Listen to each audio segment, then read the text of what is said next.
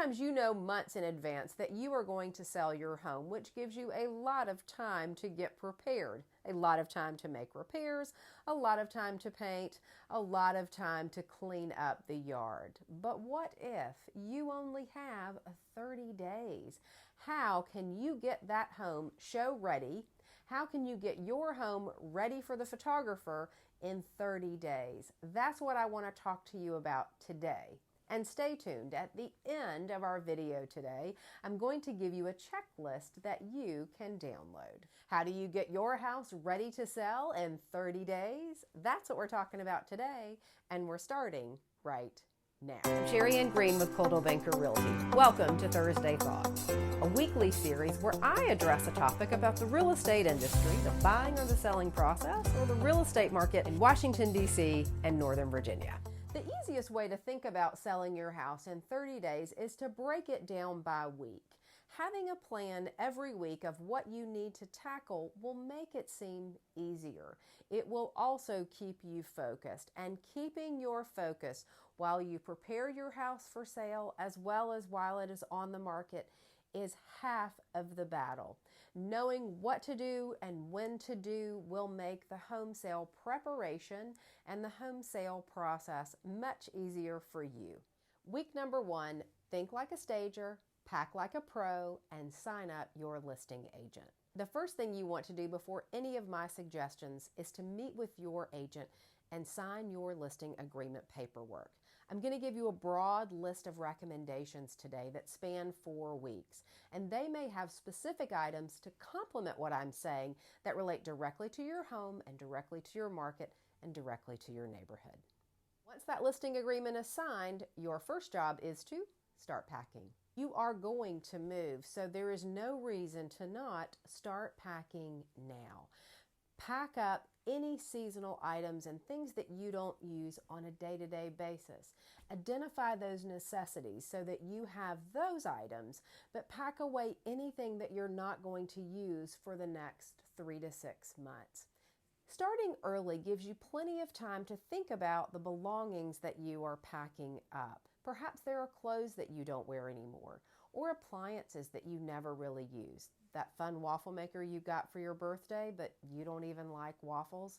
It may be time to donate that to a charity or find a friend who would really love to have it. If you don't like it, do not pack it. And that's just on the inside, but do this process to the outside as well. Are there seasonal items for your yard that you can go ahead and pack up? When I say think like a stager comes into a home and emphasizes the home's size and functionality with furniture. They take away items that give a personal touch to the home. Think trophies or personal family photographs. While those items are cherished and wonderful to look at amongst friends and family, the buyer wants to walk into your house and see themselves. They want to walk in and see the ability to live in the home and to make it theirs. Thinking like a stager and depersonalizing your home and using furniture to show off the home's size and functionality will pay off in the end. Week 1 is over. You're all packed up with the things that you're not going to need, and you're packed up with the items that you're going to donate. Week 2, spend the time donating or selling or giving away the items that you have identified that will not come with you to the new house. Find a charity, find a local listserv. Perhaps your HOA or your condo board even has an online intranet where you can list some items so that you can easily give those to someone else. Consider renting a storage unit to get these items that are neatly packed out of the way. If you have a basement or an attic, that is an alternative place to store these items until it is time to move. It's week 3. You have a listing agreement signed with your agent. You have identified the things that are necessities. You have identified the items that can be given away or sold, and you have started your packing process. Week 2, you sold all those items or you gave them away, and you have moved those boxes into some sort of storage facility, whether it's your attic, your basement, or a storage company. Week 3, it is time to take a hard look at your house. Does it need a quick coat of paint? Does your front door need a quick coat of paint? Are there items in the house that are broken and really need to be repaired? If something is hazardous, it's an absolute must-do before you put it on the market. If there are simple repairs, feel free to handle those yourself. It can save you a lot of time and a lot of money. If you have electrical or plumbing repairs or something related to a system or a major appliance, it probably makes more sense for you to reach out to a professional. Attempting to correct things like plumbing and electrical can cause more damage and cost you more money in the end if you don't start with a professional from the beginning. During week 3, it's also a great idea to check in with your listing agent. Let them know of the great progress that you've made packing and storing and working on repairs. All of these things are going to help them ultimately list the home, write the beautiful copy for the marketing materials, and know how to talk about your home professionally. Week 4, you are in the home stretch of our 30-day plan to get your house ready to go on the market. The first place you want to start in week 4 is outside. Take a look at the yard and clean up any debris, dead limbs, weeds, hide any more garden tools you've been using.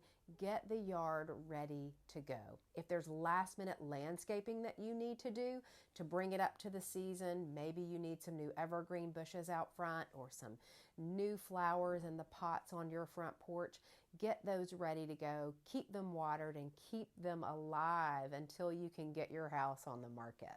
Go back into the inside of the house and make sure that it's clean. It may be a good idea to hire a professional cleaner, someone who can come in and really make sure that the house is fresh and ready and every bit of it has been touched and cleaned before the photographs are done. Windows are a tough thing to clean, and a professional can help you get those looking really sparkly. It might even be a smart idea to contract with that cleaner to come in once every week or once every other week while your home is on the market so that you can have some help with the upkeep of the house while it is for sale. The final sprucing of the inside is really refining on the work that you have already done. You've cleaned up, you've decluttered, you have arranged your furniture in a way that makes it functional, shows the use of space to the buyer. Now let's get down to the finer points. Check all of your light bulbs. Number 1, make sure that they are all working.